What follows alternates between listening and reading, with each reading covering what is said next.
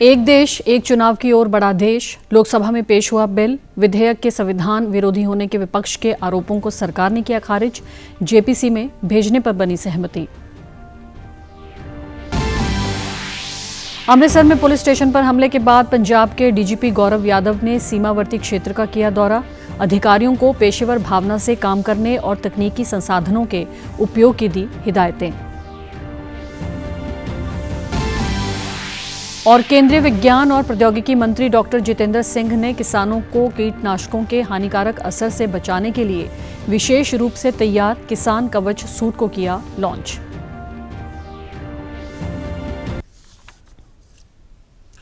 नमस्कार, चंडीगढ़ से आपका स्वागत है। मैं हूं भानुप्रिया। अब समाचार विस्तार से। एक राष्ट्र एक चुनाव से जुड़ा 129वां संविधान संशोधन विधेयक 2024 को केंद्रीय कानून मंत्री अर्जुन राम मेघवाल द्वारा लोकसभा में प्रस्तुत किया गया। इस विधेयक के पक्ष में 263 और विरोध में 198 सदस्यों ने मतदान किया। ये पहला अवसर था जब नई लोकसभा कक्ष में स्वचालित मत रिकॉर्डिंग मशीन का प्रयोग किया गया। कुल 369 सांसदों ने अपने मत मशीन के जरिए दर्ज किए, जबकि शेष 92 मत पर्चियों के माध्यम से डाले गए। पर्चियों में डाले गए मतों में से 43 पक्ष में और 49 विरोध में थे। The Constitution 129th Amendment Bill 2024 further to amend the Constitution of India, ये आइटम नंबर 18 में है। और आइटम नंबर 19 में जैसे आपने कहा, honourable speaker sir, with your permission, I wish to move for leave to introduce the Union Territories Laws Amendment Bill 2024, further to amend the Government of Union Territories Act 1963, the Government of National Capital Territory of Delhi Act 1991, and the Jammu and Kashmir Reorganization Act 2019। ये मैं आपकी अनुमति से आपसे leave मांग रहा हूं। लोकसभा में एक देश एक चुनाव बिल पेश किया गया। विपक्ष के विरोध के बावजूद सरकार ने बिल को जेपीसी में भेजने की घोषणा की। इसके बाद प्रश्नकाल के दौरान किसानों की आय से जुड़े सवालों सहित कई अन्य मुद्दों पर सरकार की तरफ से उत्तर दिए गए। वित्त मंत्री निर्मला सीतारमण ने अनुदानों की अनुपूरक मांगों के पहले बैच पर कहा कि भारत दूसरी तिमाही की वृद्धि दर केवल एक अस्थायी झटका है और आने वाली तिमाहियों में देश की अर्थव्यवस्था में अच्छी बढ़त देखने को मिलेगी। केंद्रीय गृह मंत्री अमित शाह ने कहा है कि भारतीय जनता पार्टी उत्तराखंड की तरह प्रत्येक भाजपा शासित राज्य में समान नागरिक संहिता लागू करेगी। संविधान को स्वीकृति के 75 वर्ष पूरे होने पर राज्यसभा में चर्चा का समापन करते हुए शाह ने देश में समान नागरिक संहिता लागू नहीं करने के लिए कांग्रेस की तीखी आलोचना की।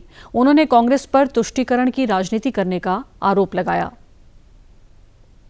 राज्य की सरकारों ने किया है, आप नहीं ला सकते। तुष्टीकरण से ऊपर नहीं उठते। मैं बताता हूं मान्यवर, हमने ही उत्तराखंड में भारतीय जनता पार्टी की सरकार ने यूसीसी लाया। समाज के जीवन में इतना बड़ा सामाजिक बदलाव करने वाले कानून को उत्तराखंड सरकार ने मॉडल कानून के रूप में पारित किया है। इसकी न्यायिक मीमांसा होगी, इस पर सामाजिक चर्चा होगी। अमित शाह ने इलेक्ट्रॉनिक वोटिंग मशीन पर आरोपों के लिए भी कांग्रेस की आलोचना की। उन्होंने कहा कि जिन लोगों ने महाराष्ट्र में चुनाव परिणामों को लेकर शिकायत की, उन लोगों ने ही झारखंड में जीत का जश्न मनाया, जहां झारखंड मुक्ति मोर्चा के नेतृत्व में इंडिया गठबंधन ने विधानसभा चुनाव जीता। संविधान के 75 वर्ष पर राज्यसभा में सोमवार को शुरू हुई चर्चा 2 दिन तक चली। लोकसभा में पिछले सप्ताह ये चर्चा हुई थी। अमृतसर के इस्लामाबाद पुलिस स्टेशन पर हुए हमले के मद्देनजर पंजाब के डीजीपी गौरव यादव ने कल शहर का दौरा किया और संबंधित अधिकारियों को पेशेवर पुलिसिंग सुनिश्चित करने और दोषियों के खिलाफ सख्त कार्रवाई करने के निर्देश दिए। यह दौरा मंगलवार तड़के 3 बजे इस्लामाबाद पुलिस थाने में घटी घटना के कुछ घंटे बाद किया गया। इसके बाद उच्च स्तरीय बैठक की अध्यक्षता करते हुए डीजीपी पंजाब ने हमले के लिए जिम्मेदार व्यक्तियों का पता लगाने और उन्हें गिरफ्तार करने के लिए मानवीय खुफिया जानकारी के साथ तकनीकी संसाधनों का उपयोग करने पर जोर दिया।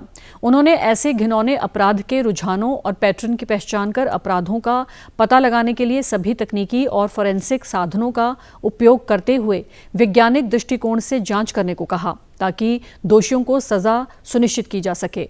डीजीपी गौरव यादव ने सीमावर्ती जिलों में अमन कानून की स्थिति का भी जायजा लिया और पुलिस संस्थानों पर हुए पिछले हमलों से संबंधित प्रगति की समीक्षा की। एक अलग बैठक में डीजीपी ने कमिश्नरेट पुलिस अमृतसर, अमृतसर देहाती, बटाला और तरन तारण सहित सीमावर्ती जिलों के सभी पुलिस सुपरिटेंडेंट, डीएसपी और एसएचओ को पंजाब पुलिस की प्रमुख प्राथमिकताओं के बारे में संबोधित किया। उन्होंने पुलिस अधिकारियों को नई शुरू की गई safe Punjab anti drug helpline के माध्यम से प्राप्त सुझावों पर तुरंत कार्रवाई करने के लिए भी प्रेरित किया। विज्ञान और प्रौद्योगिकी मंत्री डॉक्टर जितेंद्र सिंह ने नई दिल्ली में किसानों को कीटनाशकों के हानिकारक असर से बचाने के लिए विशेष रूप से तैयार किसान कवच सूट जारी किया। कीटनाशकों के संपर्क में आने से श्वास और आंखों सहित अन्य स्वास्थ्य संबंधी समस्याएं हो सकती हैं। इस मौके पर उन्होंने कहा कि कीटनाशक रोधी ये सूट किसानों की सुरक्षा के लिए एक महत्वपूर्ण उपाय है। ऐसे उपायों से सरकार न केवल किसानों की सुरक्षा सुनिश्चित कर रही है, बल्कि जलवायु अनुकूल कृषि और सतत विकास को भी बढ़ावा दे रही है। इस अवसर पर किसानों को किसान कवच सूट वितरित किए गए। दी फार्मर कम्युनिटी के किसान भाइयों के लिए, और इसकी ये खूबी है कि ये वॉशेबल है, 150 बार धोया जा सकता है, जो इनका शोध कहता है। लेकिन हो सकता है 150-200 बार भी धोया जा सके, 150 बार इन्होंने धो के देखा है। इसके अलावा इसकी मिनिमम लाइफ स्पैन 2 बरस है, उससे ज़्यादा भी चल सकता है। किट की कीमत अभी तो 4000 है।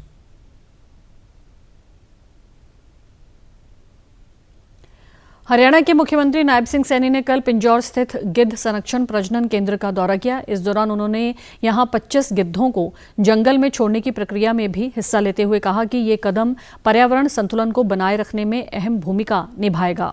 साथ ही सीएम ने गिद्ध प्रजनन केंद्र पर लिखित एक पुस्तक का भी विमोचन किया। इस अवसर पर मुख्यमंत्री ने कहा कि पर्यावरण संरक्षण के लिए गिद्ध प्रजनन केंद्र द्वारा किया जा रहा कार्य अति सराहनीय है। रामायण में भी जीव जंतु के महत्व के बारे में लिखा है, ऐसे में उनका संरक्षण भी जरूरी है। जैव विविधता का विस्तार करना चाहिए, जलीय पक्षियों के अभ्यारण्य में भी काम करना चाहिए और इसके लिए आमजन को भी सहभागिता देनी चाहिए।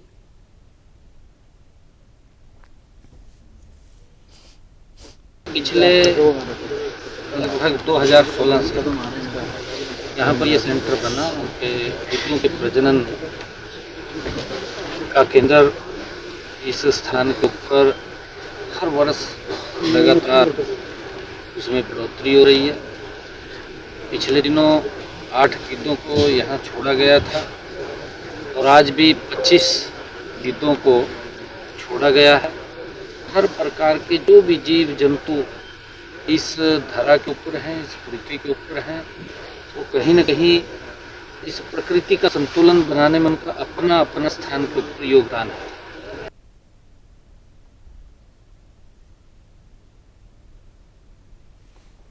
इसके अलावा पत्रकारों से बातचीत में मुख्यमंत्री ने कहा कि वन नेशन वन इलेक्शन का बिल लोकसभा के अंदर चर्चा के लिए रखा गया है। प्रधानमंत्री मोदी का ये विजन है कि देश में एक राष्ट्र एक चुनाव के तहत चुनाव होने चाहिए, क्योंकि बार बार चुनाव होने से खर्च के साथ साथ विकास में भी धीमापन आता है। उन्होंने सभी सांसदों पर एक राष्ट्र एक चुनाव पर चर्चा करके पास कराने का आह्वान करते हुए कहा कि इससे हमारा समय और पैसे दोनों की बचत होगी। साथ ही उन्होंने कांग्रेस व आम आदमी पार्टी पर निशाना साधते हुए कहा कि कांग्रेस किसानों के नाम पर राजनीति करना दुर्भाग्यपूर्ण है। किसान हमारे अन्नदाता हैं और हम उनका सम्मान करते हैं। जब किसान मजबूत होगा तो हम सब मजबूत होंगे। उन्होंने कहा कि जो काम हरियाणा सरकार ने करवाए हैं वैसे ही काम पंजाब सरकार व कांग्रेस शासित राज्यों में भी होने चाहिए। कि देश के अंदर वन नेशन वन इलेक्शन के तहत इलेक्शन होने चाहिए।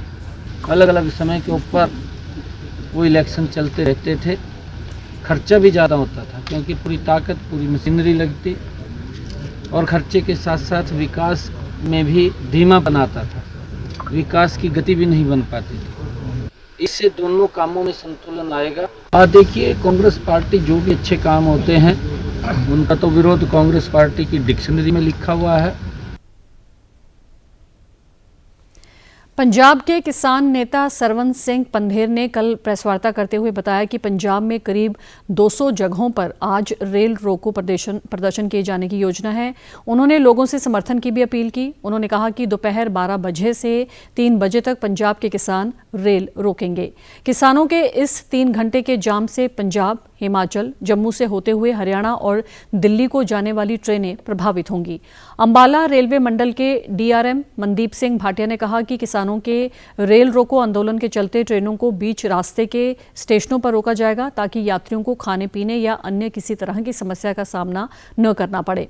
किसानों के 3 घंटे के जाम से अंबाला से होकर गुजरने वाली करीब 30 ट्रेनें प्रभावित होंगी।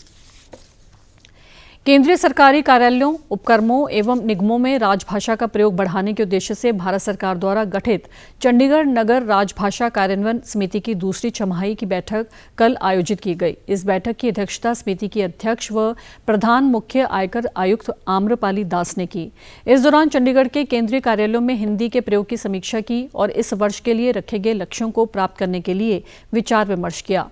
नाराकास की सदस्य सचिव नीना मल्होत्रा ने कार्यालयों की समीक्षा रिपोर्ट पर जानकारी रखी। अध्यक्ष आम्रपाली दास ने अधिक से अधिक सरकारी कार्य सरल हिंदी में करने पर जोर दिया। उन्होंने कहा कि किसी भी देश की मौलिक सोच और रचनात्मक अभिव्यक्ति केवल अपनी भाषा से ही संभव है। यही कारण है कि हिंदी के प्रयोग में जितना अपनापन है वह दूसरी भाषाओं के प्रयोग में संभव नहीं है। हिंदी आज सूचना प्रौद्योगिकी, इंजीनियरिंग और मेडिकल के क्षेत्र में काफी लोकप्रिय हो रही है। जाते हैं उन पर आप द्वारा कार्यवाही तभी हो सकती है जब कार्यालय प्रमुख स्वयं उपस्थित हो। राजभाषा हिंदी हमारी अपनी भाषा है। हिंदी भाषा के प्रयोग को बढ़ाने के लिए समय समय पर याद दिलाना पड़ता है और प्रोत्साहित करना पड़ता है।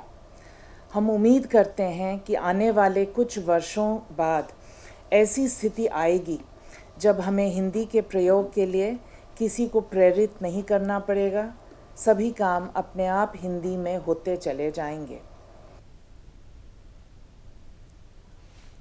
बैठक में चंडीगढ़ के केंद्रीय सरकारी कार्यालयों, निगमों, बोर्डों व उपक्रमों के करीब 180 कार्यालय अध्यक्षों एवं वरिष्ठ अधिकारियों ने भाग लिया। इस दौरान समिति द्वारा आयोजित हिंदी की विभिन्न प्रतियोगिताओं में उत्कृष्ट प्रदर्शन करने वाले करीब 39 अधिकारियों और कर्मचारियों को पुरस्कार देकर सम्मानित भी किया गया। साथ ही उन 28 कार्यालय प्रमुखों को भी सम्मानित किया गया जिन्होंने अपने कार्यालयों में हिंदी का प्रयोग बढ़ाने में सराहनीय काम किया है। केंद्रीय शिक्षा मंत्री धर्मेंद्र प्रधान ने कहा है कि नेशनल टेस्टिंग एजेंसी यानी एनटीए में सुधार के लिए गठित डॉक्टर राधाकृष्णन समिति की सिफारिशों को अगले शैक्षणिक सत्र से लागू किया जाएगा। एक प्रेस वार्ता को संबोधित करते हुए उन्होंने कहा कि एनटीए अब केवल उच्च शिक्षण संस्थानों में दाखिले के लिए प्रवेश परीक्षाएं आयोजित करेगा। केंद्रीय मंत्री ने बताया कि एनटीए को नौकरियों के लिए भर्ती परीक्षाएं आयोजित करने के दायित्व से मुक्त कर दिया गया है। एनटीए द्वारा आयोजित होने वाली सभी परीक्षाएं पूरी तरह कदाचार मुक्त होंगी। उन्होंने बताया कि पिछले 10 सालों के दौरान देश में उच्च शिक्षण संस्थानों में करीब 14% की वृद्धि हुई है। 2014-15 में 51,534 के मुकाबले 2022-23 में उच्च शिक्षण संस्थानों की संख्या 58,643 तक पहुंच गई है। में फोकस करेगा। पहले एनटीए सर्विसेज के लिए भी एग्जामिनेशन करता था, उसमें से एनटीए को निवृत्त रखा जाएगा। एनटीए केवल उच्च शिक्षा के लिए जो परीक्षाएं होगी, एंट्रेंस के एग्जामिनेशन होगा, उसी में फोकस करेगा।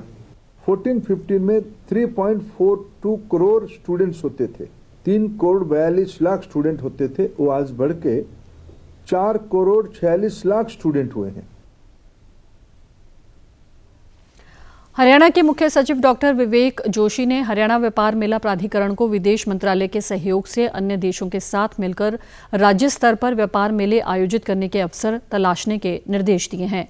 इन व्यापार मेलों में हरियाणा के स्थानीय उद्योगों द्वारा निर्मित उत्पादों के साथ साथ भागीदार देशों की व्यंजन संस्कृति और उत्पादों का प्रदर्शन किया जाएगा। वे कल चंडीगढ़ में हरियाणा व्यापार मेला प्राधिकरण की 35वीं बैठक की अध्यक्षता कर रहे थे। इस दौरान उन्होंने स्थानीय उद्योगों को बढ़ावा देने की आवश्यकताओं पर बल देते हुए अधिकारियों को निर्देश दिए कि जिला स्तरीय व्यापार मेले आयोजित करने के लिए एक व्यापक योजना तैयार की जाए ताकि स्थानीय कारीगरों और व्यापारियों को अपने उत्पादों की बिक्री के लिए उपयुक्त मंच मिल सके।